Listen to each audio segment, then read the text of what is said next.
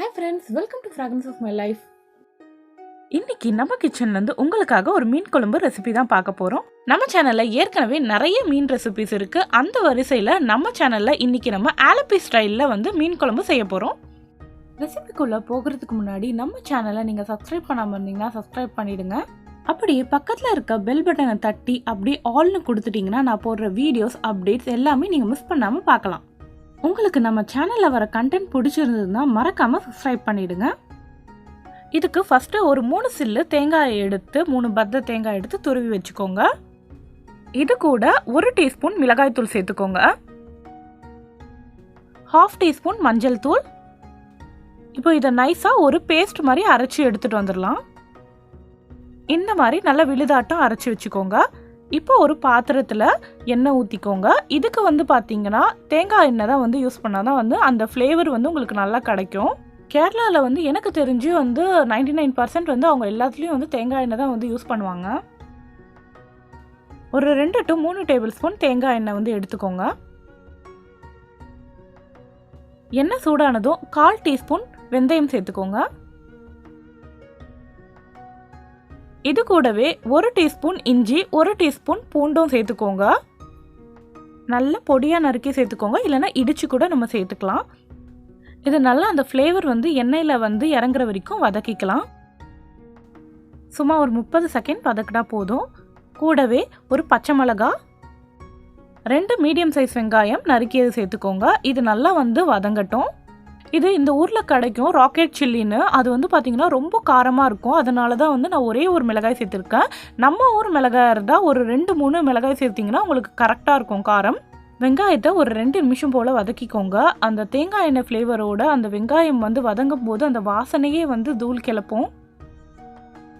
இப்போ இது கூட நம்ம அரைச்ச விழுதை சேர்த்துக்கலாம். இந்த விழுதை சேர்த்ததுக்கு அப்புறமா அந்த வெங்காயத்தோட நல்லா மிக்ஸ் பண்ணி விட்டுருங்க. அப்படியே அந்த மிக்ஸி ஜாரில் இன்னும் கொஞ்சம் தண்ணி போட்டு அலசி அதையும் இதுலேயே நம்ம சேர்த்துக்கலாம்.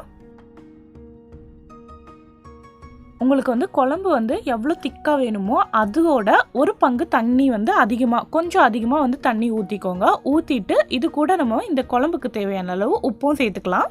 உப்பு சேர்த்ததுக்கு அப்புறமா ஒரு கலக்கி விட்டுருங்க. நல்லா புளிப்பு மாங்காயை எடுத்துட்டு அதை குட்டி குட்டி பீசஸாக கட் பண்ணி இந்த குழம்புல சேர்த்துருங்க. நம்ம இதில் புளி சேர்க்க போகிறதில்ல. அதுக்கு பதிலாக நம்ம மாங்காய் சேர்க்குறோம். மாங்காய் புளிப்புத்தன்மை கம்மியாக இருந்ததுன்னா நீங்கள் அந்த கேரளா புளின்னு சொல்லுவோம் இல்லையா, குடம்புளி, அந்த புளியை கொஞ்சமாக கரைச்சி கூட நீங்கள் சேர்த்துக்கலாம். இப்போ இந்த மாங்காயோட அந்த புளிப்பு ஃபுல்லாக அந்த குழம்புல இறங்கணும். அதுக்கு ஒரு 10 நிமிஷம் இதை கொதிக்க விடுங்க.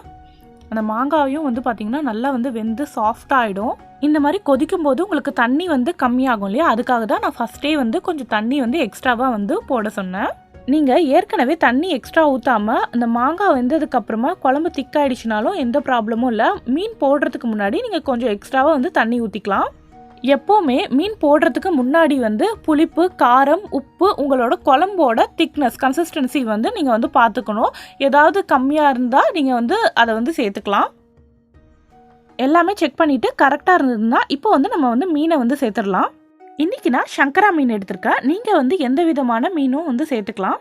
மீன் சேர்த்ததுக்கப்புறமா நம்ம ரொம்பலாம் கிளறி விடக்கூடாது, மீன் உடஞ்சிரும். மீன் சேர்த்த உடனேயே அந்த குழம்பு எடுத்து அந்த மீனுக்கு மேலே கொஞ்சம் நல்லா போட்டு விட்டுருணும். மீன் வெந்ததுக்கு அப்புறமா நீங்கள் இந்த மாதிரி கிளறினீங்கன்னா மீன் உடஞ்சி போயிடும். மீன் சேர்த்ததுக்கு அப்புறமா ஒரு 5 நிமிஷம் தான் மீன் வெந்துடும். இப்போ நம்ம தாளிச்சு கொட்டிடலாம். தாளிக்கிறதுக்கும் தேங்காய் எண்ணெய் சேர்த்துக்கோங்க. 2 டேபிள் ஸ்பூன் தேங்காய் எண்ணெய் சேர்த்துக்கோங்க. எண்ணெய் சூடானதும் ஒரு 1/2 டீஸ்பூன் கடுகு, 1/2 டீஸ்பூன் ஜீரகம், ஒரு வரமிளகாயை கிள்ளி சேர்த்துக்கோங்க. கூடவே ஒரு 2 கொத்து கருவேப்பிலை. ஜீரகம் எல்லாம் நல்லா பொரிஞ்சதுக்கு அப்புறமா இந்த தாளிப்பை எடுத்து அப்படியே நம்ம குழம்புல கொட்டிடலாம். அவ்வளோதாங்க, அட்டகாசமான ஆலப்பி மீன் குழம்பு தயாராகிடுச்சு. உங்கள் வீட்லேயும் இந்த செஞ்சு பாருங்கள். இந்த ரெசிபி உங்களுக்கு பிடிச்சிருந்ததுன்னா லைக் பண்ணிவிடுங்க. எப்போவுமே ஒரே மாதிரி மீன் குழம்பு செய்யாமல் இந்த மாதிரி கொஞ்சம் டிஃப்ரெண்ட்டாக செஞ்சு பாருங்கள்.